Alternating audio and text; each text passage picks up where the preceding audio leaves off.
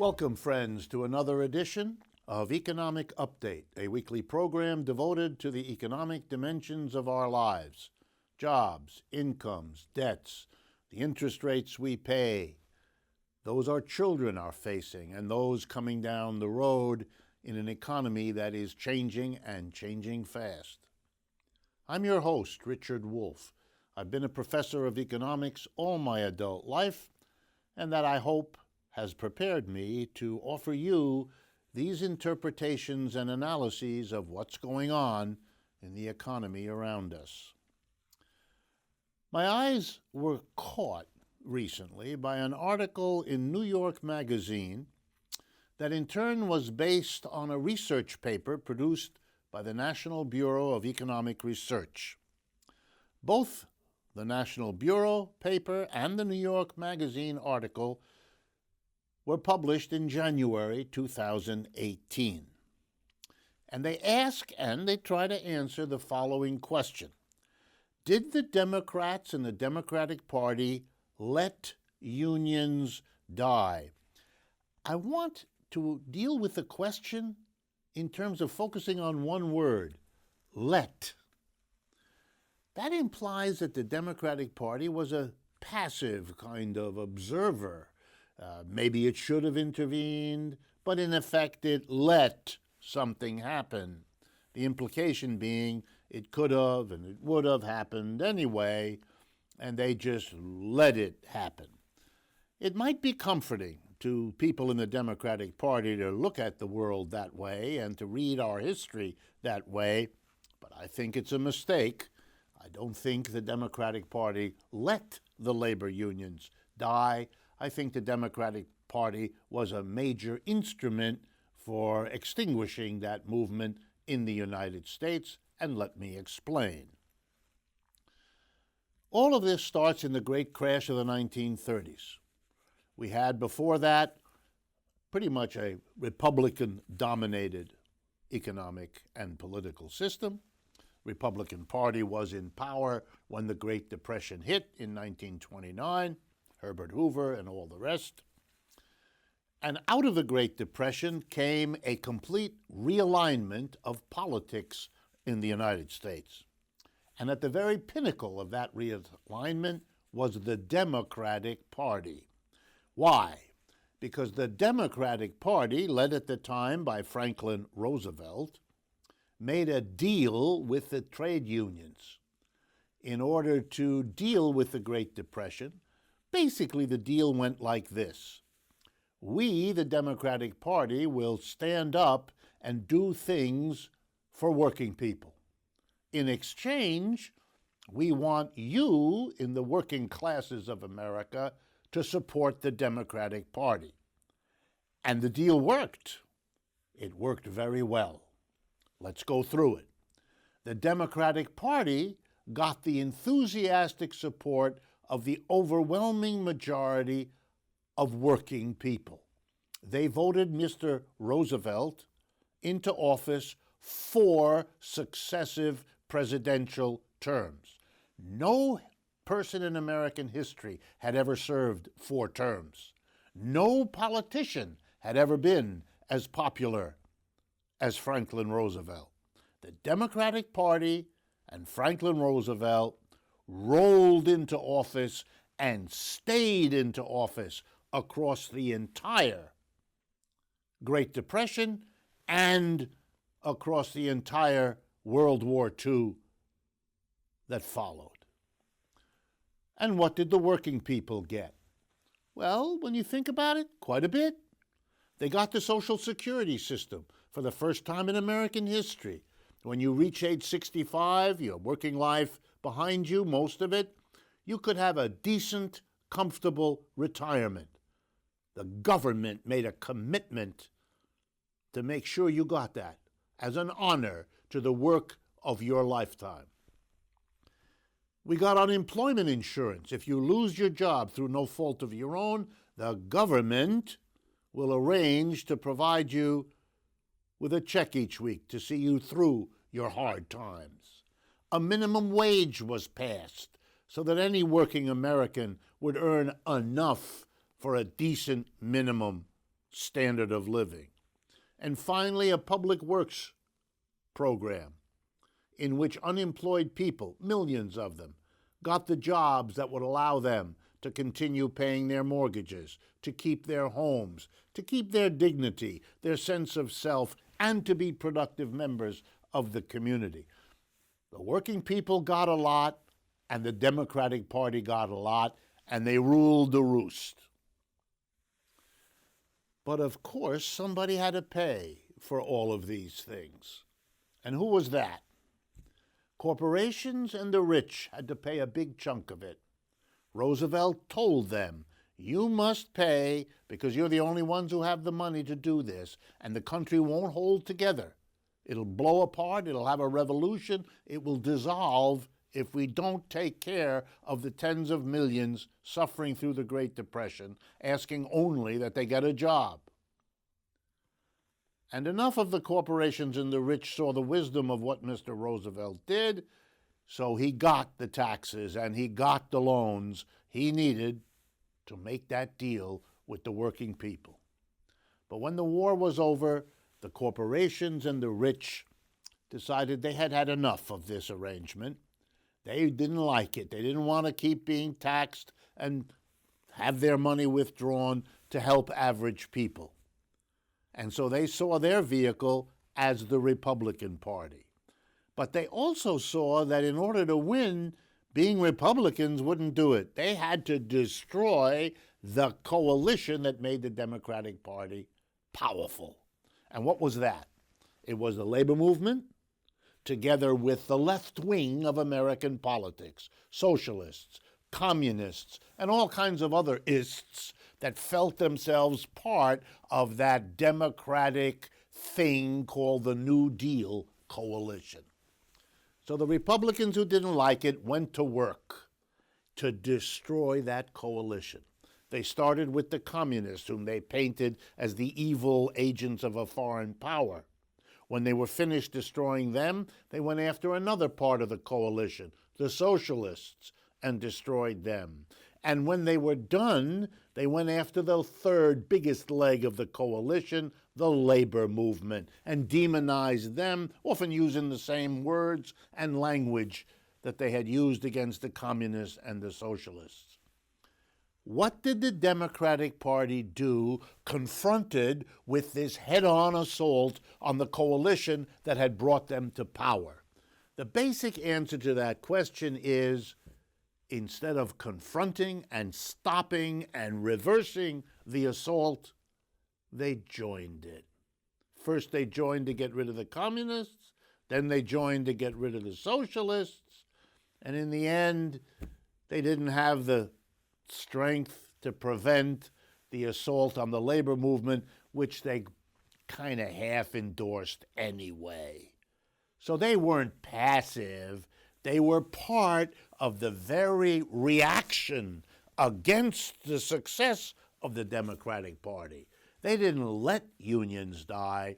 They destroyed the coalitions that had built the unions up. They destroyed the coalition that the unions, together with the left in American politics, had used to come to power.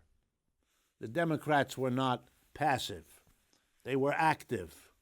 And that only makes the tragedy of their weakness today all the worse. The next update I want to deal with has to do, well, it's hard to put it. The best way to say it is the irrelevance of the government. We live in a capitalist system in which we pay an enormous amount of attention to what the government does. But I'm afraid it's because we overestimate how important the government is. Let me try to explain very concretely. In 2016, the last year of the presidency of Barack Obama, how many jobs were created in the United States? 2.34 million. By the way, 2+ million jobs were created. Mostly those jobs go to the new people entering the labor force. The population of the United States is growing. We have over 300 million people, so we add millions every year to the labor force. So when I say to you, we created as a society 2.34 million jobs, it means we barely kept up with the growth in population. What about the first year of Donald Trump's administration? How many jobs were created?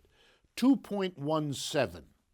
Okay, so 2.34 million jobs created the last year of Obama, 2.17 million jobs created first year of Trump. Why is this interesting? First, Mr. Trump's boasts, as usual, turn out not to be accurate. He isn't the greatest job-creating president in the history of the world. He couldn't even match Mr. Obama's in his last year. So much for that, but that's not the really interesting thing. Notice how close they are. Under Obama, we created 170,000 more jobs. Now, for those people, of course, very important. But out of 2.5 or almost 2.5 million, it's kind of small potatoes. What's going on here is that what the president does doesn't matter. The number of jobs created in this country depends on the viability and functioning of the capitalist system as an economy, and the role of the government is not that important. We spend way too much time talking about what the government does or doesn't do, and way too little talking about how this system works.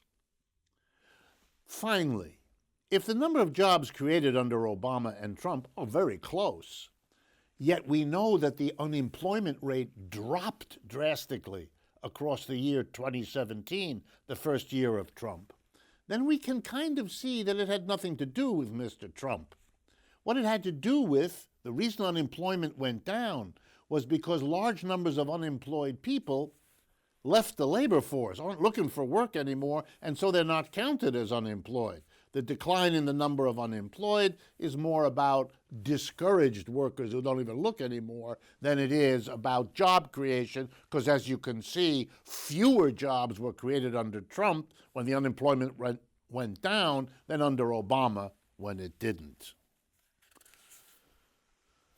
Next item.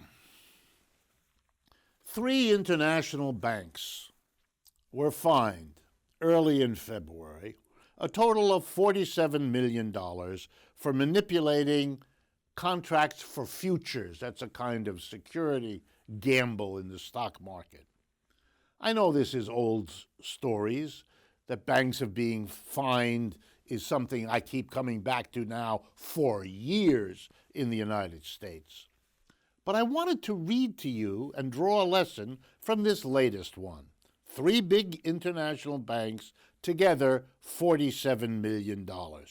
Well, I have to say again, $47 million for 3 huge international banks is as if I found you guilty of a major crime and insisted that the punishment was you would give me 82 cents.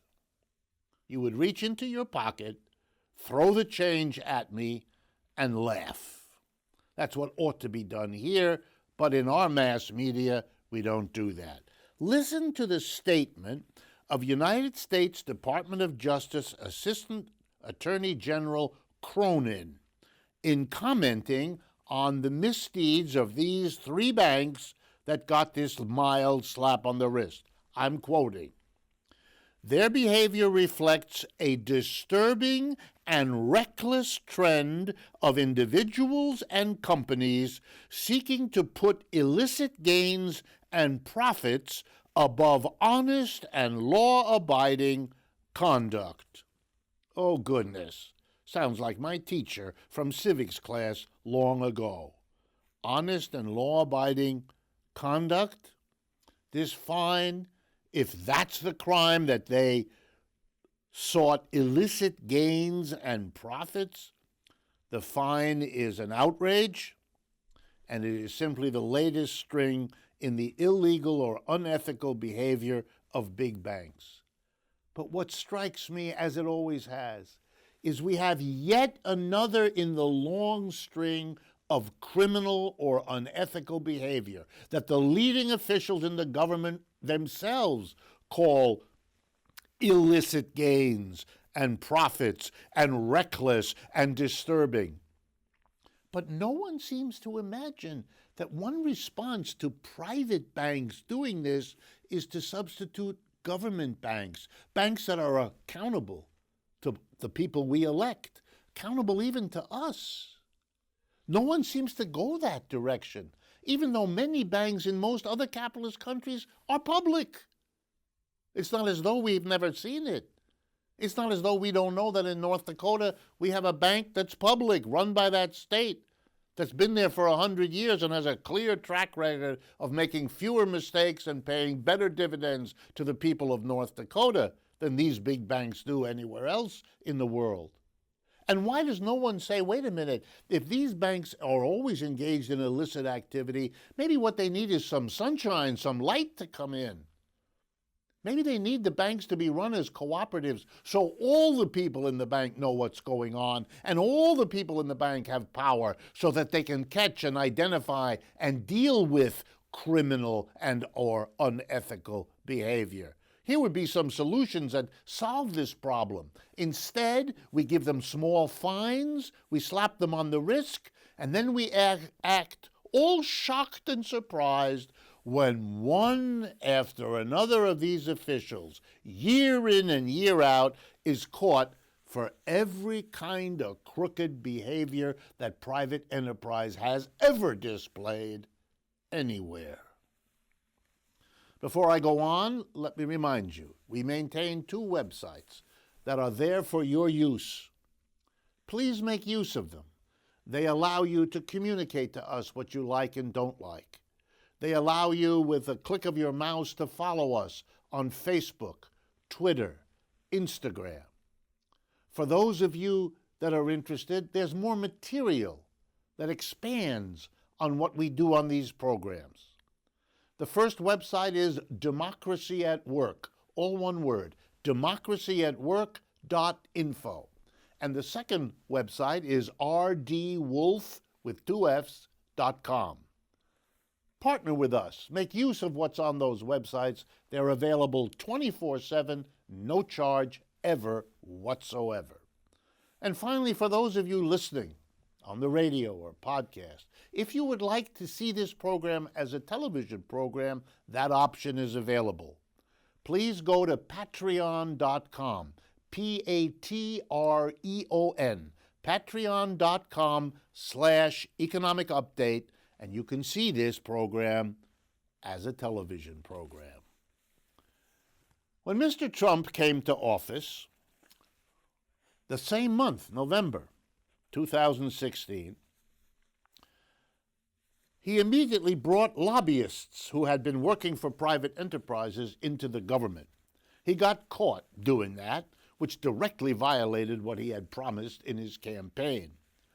So he announced a new rule making it illegal for 5 years. There was a ban on lobbyists. It was a big, see how strict I am, and I'm not doing what I promised I wouldn't do. I'm really a hard-nosed anti-lobbyist guy. There was a provision in the little thing he did there that you could waive the requirement of no lobbyist in the previous years and no lobbyist afterwards, after your government service. And of course, the waiver has been used over and over again ever since. No draining of the swamp, if anything, an expansion of the swamp. But one of them caught my eye, and I need to tell you about it. This has to do with Ms. Kaylee, and I hope I'm pronouncing her name correctly, Takaz. She has become an advisor to the Secretary of Agriculture with respect to, now this is key, dietary guidelines for Americans. In other words, she's now working in the government to provide guidelines for what we teach our children and ourselves is good for us to eat and drink and what is not. Okay, guidelines are issued every 5 years. She's going to be working on that because she's an expert. Now, let me tell you about where she comes from to give you an idea of what kind of expertise she will be contributing. Here we go. Kaylee Takaz was Director of Food Policy for the Corn Refiners Association, a trade group for corn syrup manufacturers.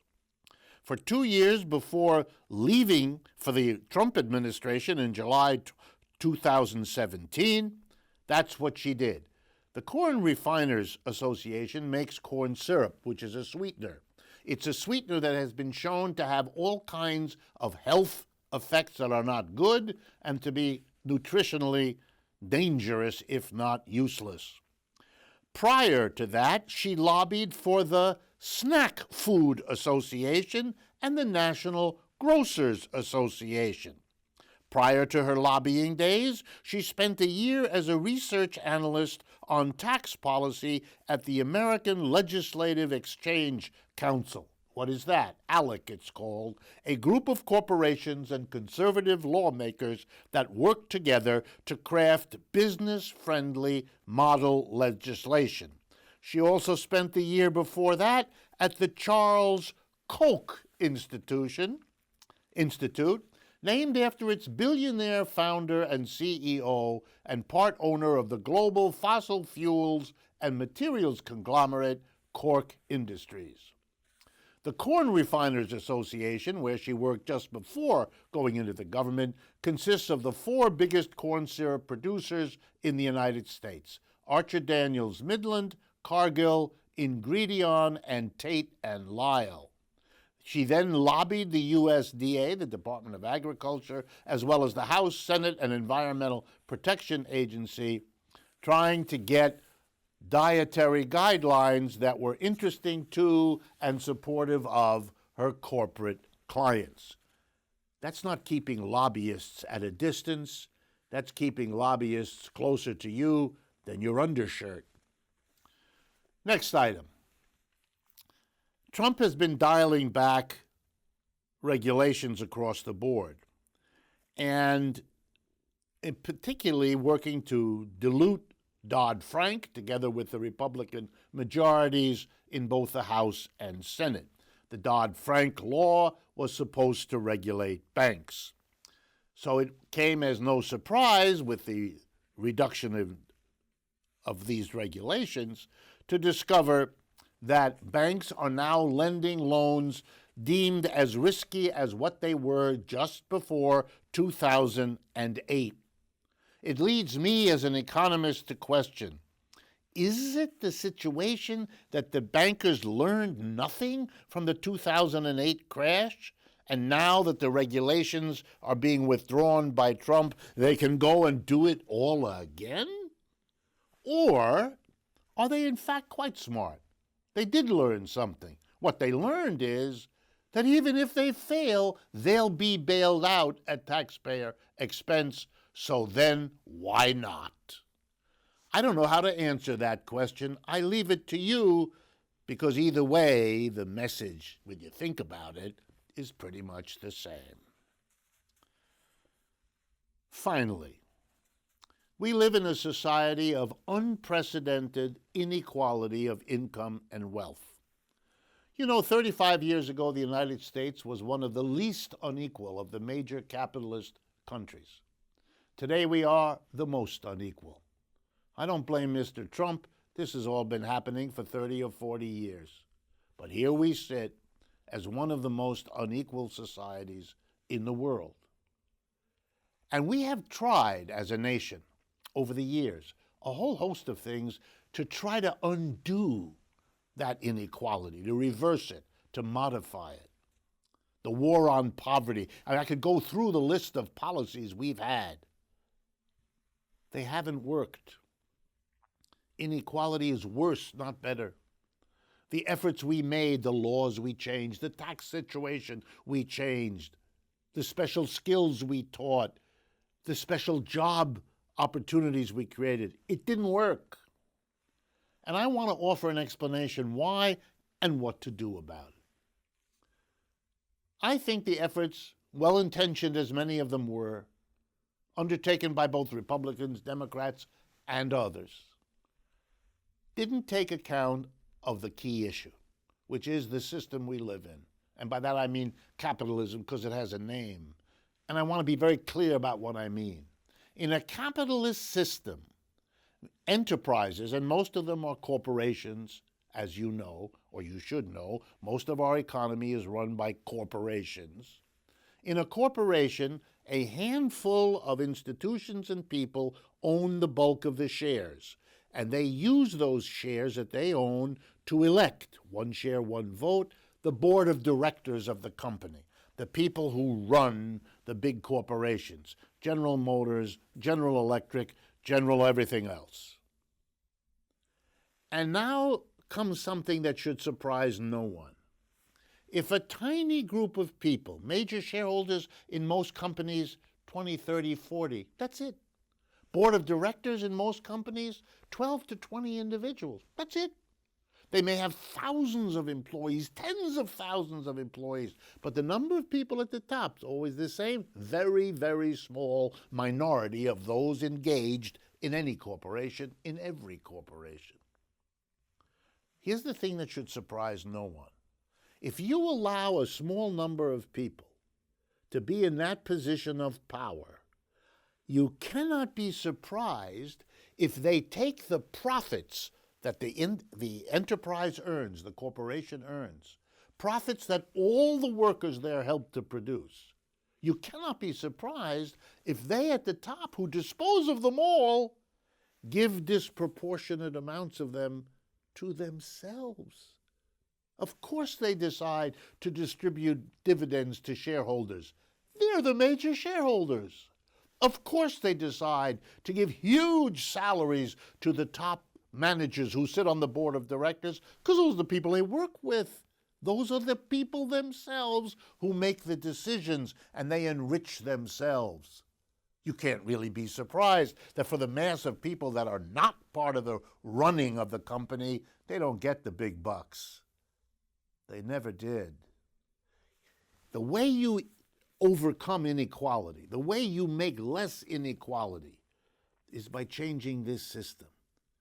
If the distribution of the profits everybody helped produce were distributed democratically by everybody, they would never give a handful of people the bulk of what they all helped to produce. They would distribute it much less unequally.